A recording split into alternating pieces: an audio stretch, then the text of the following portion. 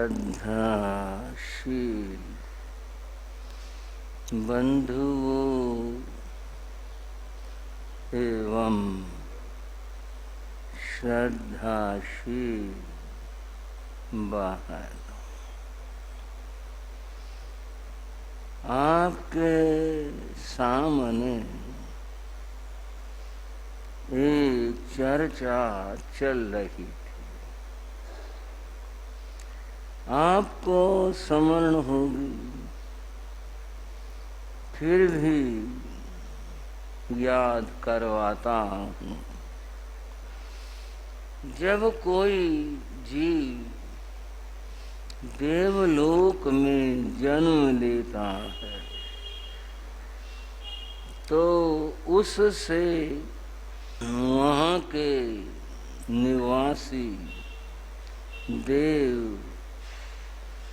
3 प्रश्न पूछते हैं। 3 प्रश्न हैं। किम किच्चा,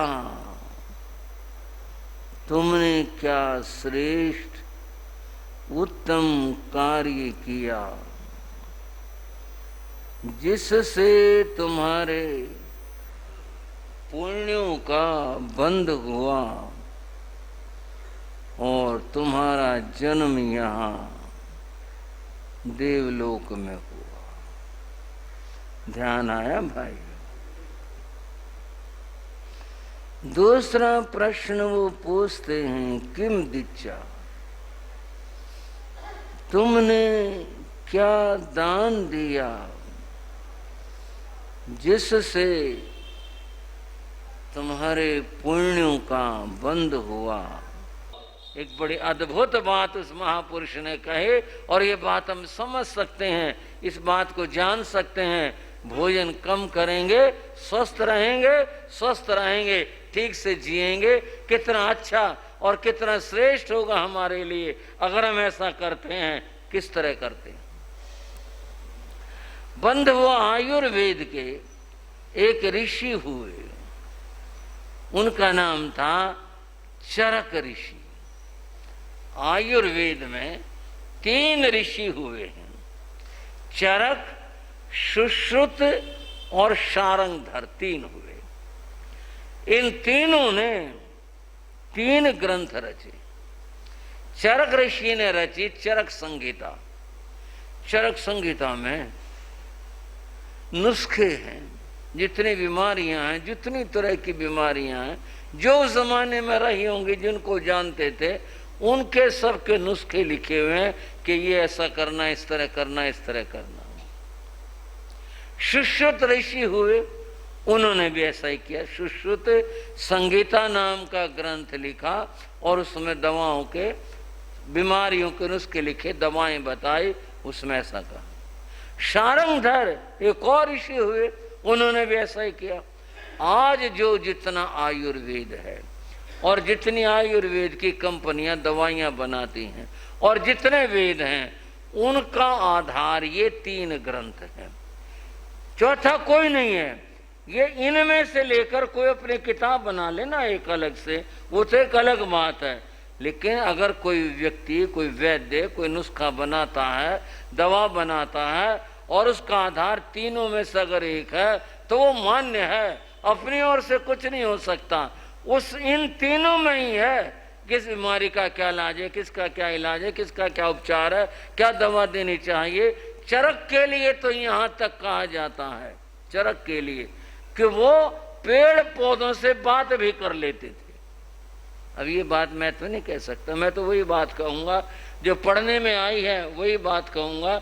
बात कैसे कर लेते थे कि किसका क्या प्रभाव और उस पौधे में क्या गुण है, ये बात तक कर लेते थे। अब इसको मैं सहज बना के यूं कहता हूँ, उनको हर पौधे के गुणवत्ताएं पता थी। इसका इतना ही अर्थ समझना चाहिए, किस पौधे में क्या गुण है, किसकी प्रकृति उष्ण है, किसकी प्रकृति शीत है, किसकी प्रकृति जो है वो सम है, ये सारी बातें उन्हें मालूम थे। और किस बीमारी में क्या चीज देनी चाहिए, यही बात करने का मतलब हो सकता। कोई हमारी तरह से आपकी तरह से तो पौधे बोलने से रहे।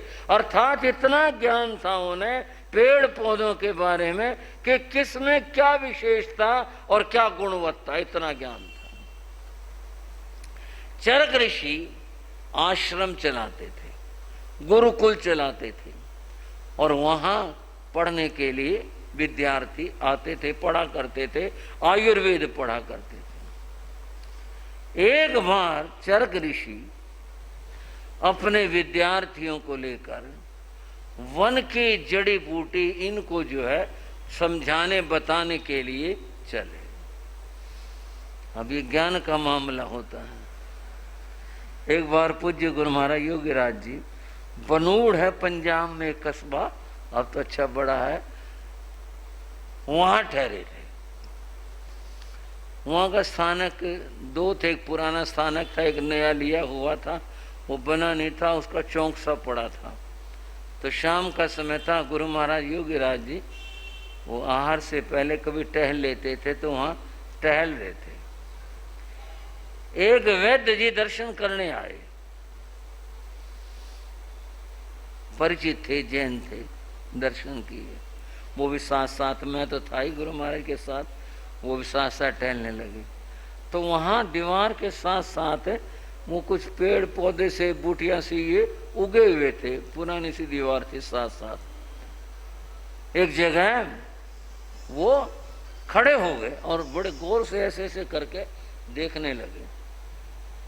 महाराज ने नाम लिया उनका और बोले, क्या बात है? बोले, गुरु महाराज आप इससे थोड़ा सा दूर को चला करो। बोले, क्या बात, हम तो पौधों से दूर रहते भाई, हम तो संगठन नहीं करते, साधु तो वनस्पति। हाँ बोले, वो तो बात गुरु महाराज सत्य है, बस मैं तो वैसे बता दिया। उसने बताया, बोले ये जो बूटी है, मैं था वहाँ, बैरागी था, बोले ये जो बूटी है अगर उसका जरा सा कांटा लग जाए ना, जरा सा लग जाए, बोले बिच्छू बूटी है, इतनी पीड़ा होगी, इतनी जय बिच्छू ने डंक मार दिया। बोले इसका नाम बिच्छू बूटी है। बोले अच्छा भाई। गुरु महाराज बोले, हमारा तो क्या मतलब, क्या काम, मैं छोटा ही था, बैरागी बालक सा था। मैं बोला किंजी लगा के देखो। बोले चिक्का निकलेंगे, निगाह लगा के देखें, हाथ लगा के देख इसके कांटे को, अगर जरा सा लग गया ना, बोले चिक्के निकलेंगे, इतना दर्द होगा। बोले इससे दूर से चला कर, मेरे से बोले वो महाराज। अच्छा तो बात थी केवल। अब जिसको ज्ञान है ना, उसको तो पता है भाई इसका क्या गुण है, इसका क्या गुण है, इसकी क्या विशेषता है। बिच्छू बूटी जो इतनी पीड़ा देने वाली है, ऐसी बूटियां भी हैं कि वे बिच्छू काट जाए और लगा दो दंड शांत हो जाए, ऐसी बूटियां भी हैं। चरक अपने विद्यार्थियों को इन बूटियों का ज्ञान करवाने के लिए जंगल में ले गए। वहां घूम रहे थे, बता रहे थे भाई ये चीज है, ये चीज है। तभी पेड़ के ऊपर एक पक्षी बैठा था, वो बोला, जैसे पक्षी चहकते हैं, वो चहका बोला। वो पक्षी बोला, कोरुक कोरुक कोरुक। इसका अर्थ था स्वस्थ कौन है, स्वस्थ कौन है, स्वस्थ कौन है। अब वो कोई पक्षी था या कोई देवता था, या वो चरक से प्रश्न किया उसने कि दुनिया में स्वस्थ कौन है, अर्थात कौन आदमी स्वस्थ रह सकता, कौन स्वस्थ है, ये प्रश्न था। चरक रुक गए। उन्होंने विद्यार्थियों से कहा, तुमने सुना भाई, समझा ये क्या कह रहा पक्षी? बोले जी कोरुक कह रहा था, 3 बार ऐसे बोल रहा था। बोले इसका मतलब क्या है? बोले जी वो तो नहीं समझ आया। ऋषि ने कहा इसका अर्थ है स्वस्थ कौन है दुनिया में, ये पूछ रहा है ये, अब बताओ कौन है स्वस्थ। विद्यार्थी तो नहीं बोले, उसका उत्तर चरक ऋषि ने स्वयं दिया। और क्या दिया? हित भुक, रित भुक, मित भुक। 3 शब्दों में जैसा वो बोला था पक्षी, ऐसे बोल करके उसने उत्तर दिया। पहली बात कही हित भुक, आदमी को हितकारी भोजन करना चाहिए। इस बात का ज्ञान होना चाहिए ये भोजन मेरे शरीर के प्रकृति के अनुकूल है या प्रतिकूल है, हितकारी है या अहितकारी है। हित भुक ये जानना पहले जरूरी है। जिसने ये नहीं जाना कि भाई मैं जो भोजन कर रहा हूँ ये भोजन किस प्रकार का भोजन है, मेरे शरीर के प्रकृति के अनुरूप है या प्रतिकूल है, किस प्रकार का है, बंधुओं ये बात लगभग सबको तनी बहुत लोगों को पता हो जाती है। इसके खाने से मेरे को खांसी हो जाती है, इस खाने से मेरे पेट दर्द हो जाता है, इस खाने से मेरे को तकलीफ हो जाती है, और फिर लोग खाते हैं। कमाल तो इस बात का है, पता नुकसान देती है। जब तकलीफ हो जाए बस कुछ नहीं, ये खा लिया था, बस मन सा आ गया, यूँ हो गया, और फिर ये हो गया, ये हो गया। अगर स्वस्थ रहना है तो चरक ऋषि की पहली बात है हितकारी भोजन करना चाहिए। जिससे अहित होता हो वो भोजन नहीं करना चाहिए, वो चीज नहीं खानी चाहिए। बंधुओं अब मैं क्या बातें करूं, चीजों के नाम लेके तो फिर थोड़ा मुश्किल सा हो जाएगा, क्योंकि मामला भोजन से संबंधित है। सुनने माया पीछे अखबारों में आया किन्हीं ने ये जो शीतल पेय होते हैं इनको टॉयलेट क्लीनर बताया था, और थोड़े दिन बताकर बात खत्म हो गई। क्यों खत्म हो गई? ये पैसों का लेन देन ऐसी चीज होती है। थोड़े दिन विरोध हुआ, सबको पता है इनके पीने से क्या होता है, किस प्रकार का प्रभाव होता है, दुनिया को पता। और फिर फैशन है, फिर पिएंगे, और फिर लोग पीते हैं, पता नुकसान होगा इससे, और फिर नुकसान करते हैं। और फिर उसके बाद जो तकलीफ होती है फिर कहते लीवर खराब हो, जो आदत पीने की आदत थी ऐसी आदत थी। क्यों ऐसा? भोजन वह है, भोजन से मतलब खाने का भी पीने का भी, जो शरीर के लिए। बंधुओं अब ये बात देह के ऊपर आगे चर्चा तो करनी है मैंने, जिसकी मैं बात कर रहा था उसी तत्व के, पर थोड़े बात समझा चलो। हितकारी भोजन करना चाहिए, जो अहितकारी भोजन हो वो नहीं करना चाहिए। दूसरी बात कही मित भूख, भूख से थोड़ा सा, भूख से थोड़ा सा कम खाना चाहिए। लोग यूं कहते हैं, मैं नहीं कहता, लोग यूं कहते हैं थोड़ा तो जहर भी खा लो तो भी मरेगा नहीं आदमी। थोड़ी ऐसी चीज है, कुछ भी आदमी अगर ले भी ले चलो, लेकिन एक सीमा हो, थोड़ा ले ले तो आदमी पर दुष्प्रभाव नहीं होता। लेकिन ज्यादा तो अमृत भी पी ले तो भी आदमी मर जाए अगर ज्यादा पी ले, सीमा से ज्यादा। मित भूख, थोड़ा खाओ, कम खाओ, कम खाओगे थोड़ा खाओगे तो बचे रहोगे, स्वस्थ रहोगे, और ज्यादा खाकर तो बीमार पड़ोगे। दूसरी बात कही कम खाना, ये स्वस्थता की बात है।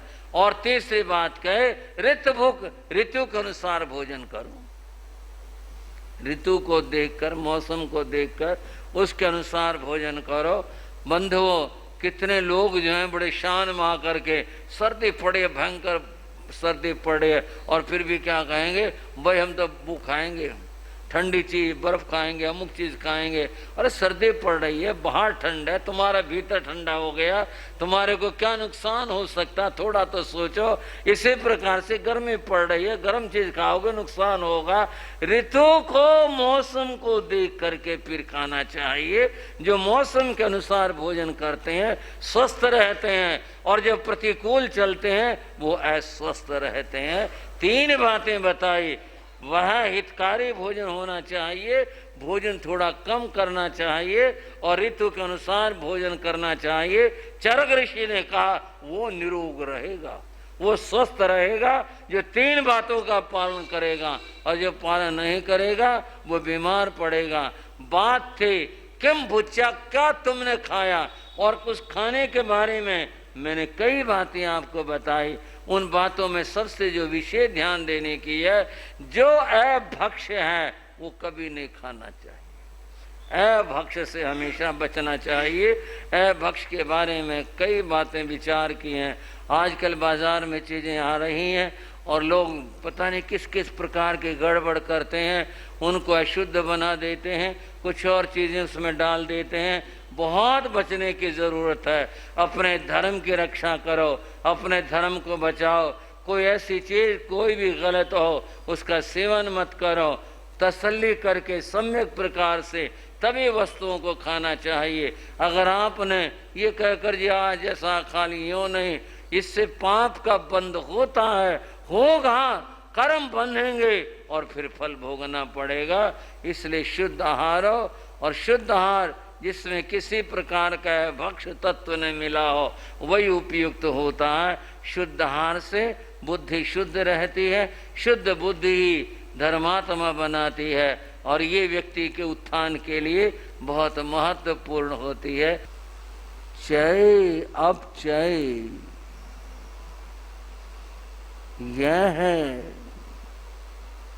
अजीव में होता है या जीव में होता है। चय अपचय दो ही शब्द हैं। चय शब्द का अर्थ है किसी वस्तु की वृद्धि होना, विकास होना, बढ़ना। अपचय कहते हैं किसी वस्तु का ह्रास होना, उसका घटना,